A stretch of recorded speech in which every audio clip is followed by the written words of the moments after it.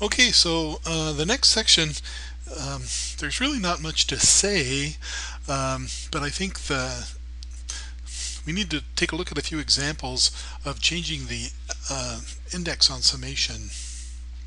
So let's just go ahead and jump right into it. So we're taking a look at exercise 25 in the book. We want to combine a bunch of sums into a single sum. And the idea here is that you want to convert these sums into a sum involving x to the n. So this is to the k minus 1, this is the n minus 2. So the way to do that, we also, by the way, want to change or convert a double sum here into a single sum. And the only way you can do that, or the way that you should be thinking about it, is that you want these polynomials. This is a polynomial on the left and a polynomial on the right. You have to make sure that the indexes are lining up in terms of the powers, right? So for example, we're going to take a look at, maybe we should just go ahead and look at some of the sums that we get. So if m is equal to 2, this is 2 times 1 times a sub 2, right? And then if I take a look at m equals 3, I get 3 times 2 times a sub 3 times x to the 3 minus 2, which is 1. And the next term will be 4 times 3 times a sub 4x squared, and so on. And then in this one, remember we've got this x sitting out here, so you bring that in, and it's now x to the k power, right? Well, I guess I didn't bring it in yet. Okay, so let's just go ahead and write down some of the terms of this sum. Good, keep on going. And now bring the x in, right? And so this is the polynomial on the left, this is the polynomial on the right, and the trouble with summing them right now is that this one starts with a constant term and then an x to the 1 power and x to the 2, but this one starts with an x power, x to the 1, x to the 2, x to the 3. So there's an extra constant on this one that there's not that doesn't exist in this polynomial. So these two polynomials can be added directly term by term. Okay, there are ways of getting around that though. Let's just go ahead and align these two polynomials vertically in terms of the powers here. And so now you see, right, if you just write down what's happening on the top, we could just go ahead and say, now we see that this is going to be 2a2, and then just sum straight down on this one for x, sum straight down on this one for x squared, and if we sum straight down on this one for x cubed, we would see this, and so on. And now we want to rewrite this as a single sum. So could you do that? Think of this as the 0th term, and then the first term, and the second term, and the third term, so that this is going to be x to the k, right, or x to the n. And then how would you write these patterns in here, these numbers? So this would be for n equals 0, n equals 1, n equals 2, n equals 3. Do you see how we would do that? Yeah, you would have n plus 2 times n plus 1, right? So this is, for example, n equals 1, the first term. This is n plus 2 times n plus 1 times a sub n plus 2 plus n times a sub n, so that's 1 times a sub 1. Good, times x to the n. Good, and notice that if we put a 0 here, then this just zeroes out that first term, and so this formula will work. Good. Now sometimes it's hard to find this pattern, especially when you're trying to describe it from the raw power series. So sometimes it's a lot easier just to use the algebra itself and skip a bunch of these steps. So let's take a look at this again. Suppose that I want to rewrite this sum, just this sum, all by itself, so it involves x to the n power. Okay, so if I look at this, if I start at n equals 2, this is 2 minus 2, so this is really starting at x to the 0 power. Right, so if I wanted just x to the n, this would have to be n equals 0. But I don't want to confuse myself, because this index up here is going to be different than this index here. So let's rewrite this using k instead of n. And we notice again that the first term starts with an x to the 0 power. And so I'm going to substitute k equals n minus 2. right? Because then my first, or my general sum here will be just an x to the k power. Okay, and so in order to do that, I also need to substitute then n equals k plus 2, right? So then in place of n, I will have k plus 2, and then k plus 2 minus 1, and then k plus 2 there, and then k plus 2 minus 2 if you want. And then here, if n is equal to 2, what will k be equal to? K is equal to 0. Good. So then I can rewrite this sum now. I can replace the n equals 2 down here with k equals 0. I can replace n by k plus 2, and so on. And so now my new sum is k plus 2 times k plus 1, a sub k plus 2, this is all in the subscript, times x to the k power. And now you could rewrite it in terms of n if you want, but this is just a dummy variable of summation.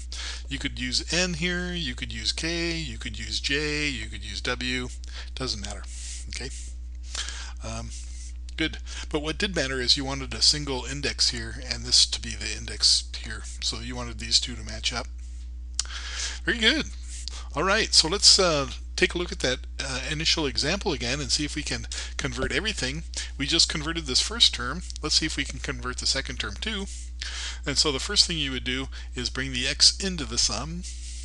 And so all the change between this line and this line is that this x to the n minus 1 becomes x to the n power. Okay, and so now if I look at what powers each of these sums start with, this starts with an x to the 0 power, like we showed in the last example. This, though, starts with an x to the 1 power. Oh, problem. Oh no, that's going to be a big issue, right? We have to start with the same index. However, something nice happens. Notice that if you just start this at n equals 0 instead of n equals 1, right, the first term is just going to be 0, right? And so we can go ahead and start this index at n equals 0 instead of n equals 1, and it doesn't change anything. So we can just drop the 1 with put in a 0, and now the indices are the same, or the powers start.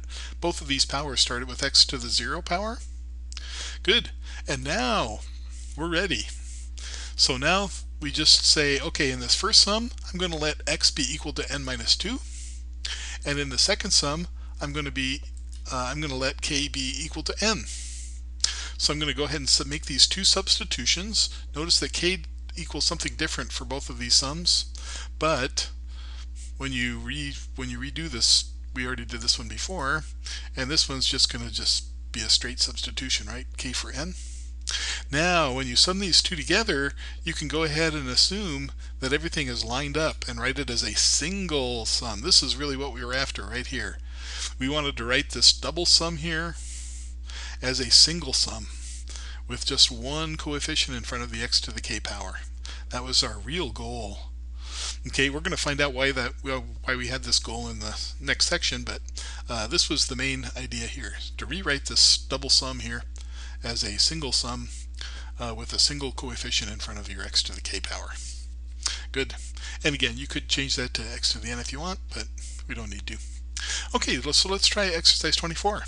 Rewrite this so that the sum involves a single sum with x to the n power. And so here we have a 1 minus x squared, which can be a problem. So how are you going to approach this problem? Well, notice that this is really two sums, right? If you were to distribute this through, you actually have two sums. You have the sum minus x squared times the sum, right? So let's just go ahead and rewrite that. Oh, I guess I'm writing out the sum first.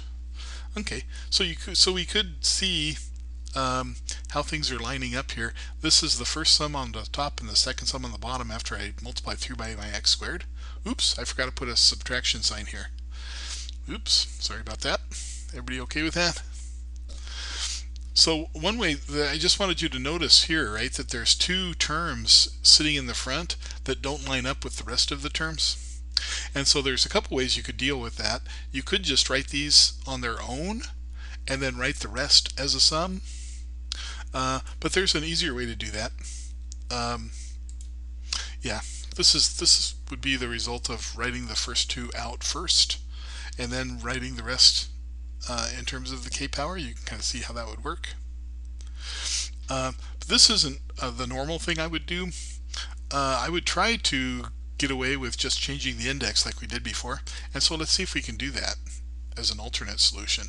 So I would just first expand this out, right? This would be my sum minus x squared times the sum. So the change here is that n minus 2 becomes n here, right? Because I bring in x squared. Good. And now this starts with an x squared, but this starts with an n to the 0. And so what I can do here is just I can change this 2 right here to a 0. And I don't add anything. So why not do that? So we're going to start the last index here at n equals 0 instead of n equals 2. And then we can make our substitutions just like we did before. So in the first one I'll put in n minus 2, and I'm getting that just from this index here, right? So I'm going to make k equals n minus 2 in this first one and k equals n in the second. I'm going to make my substitutions. Now at this stage right here, everything, both indices line up perfectly. And so now I can write this as a single sum just like I did before, right? And now I didn't have to peel off the first two terms, right? Very good. So that's the idea. How about one more example? This is exercise 27. Geez, I'm doing all the exercises for you. Gosh, aren't I a nice guy? Okay, so how would you deal with this one? Well, before you decide on what the powers start with, be sure and simplify this. This is an x hanging out here in front, so bring that x inside first. And now try to match the powers. So this one starts with a 2 minus 1, so the x to the 1 power is the first term here. X to the 0 is the first power here. Now, if I try to start this, if I try to do my trick, I'm stuck, right? Oop, am I stuck? This is x to the 0, that's x to the 1. Oh, no, I'm not stuck. What would I start this index with? To start with a 0 here. I can just start this with a 1. And notice that if I start that with a 1, I'm just going to be adding 0, right? And so let's just go ahead and do that. And now they both start with an x to the 0 power, which is what we wanted to do, right? And so I'm going to let k be equal to n minus 1 for this sum. I'm going to let k be equal to n for this sum. And then I'm going to just rewrite things using those two substitutions. And so the first one becomes the n becomes k plus 1, n minus 1 becomes k, n becomes k plus 1, n minus 1 becomes k, right? K equals 0 to infinity. And then similarly on that one, we're just bringing it in and switching the n's to k's. But we're not finished yet. So this is just a rewriting of what we had. Now we want to write that as a single sum. And there you are. Perfect. So that is how to write algebra, or how to do some algebra on the index of summation. It's kind of fun once you get the hang of it. It takes a little bit to get the hang of it though. So practice up with those other problems in the book. You might even try some of these again and come back to the video and check your answers. All right, that's it. We made it to the end of section 5.1.